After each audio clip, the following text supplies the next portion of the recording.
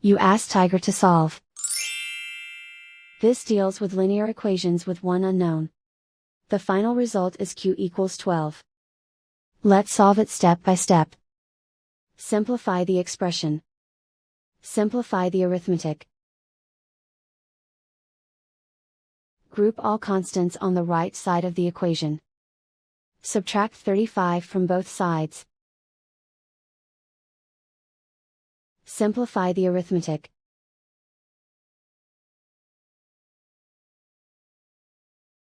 Isolate the q. Divide both sides by -10. Cancel out the negatives. Simplify the fraction. Cancel out the negatives. Find the greatest common factor of the numerator and denominator.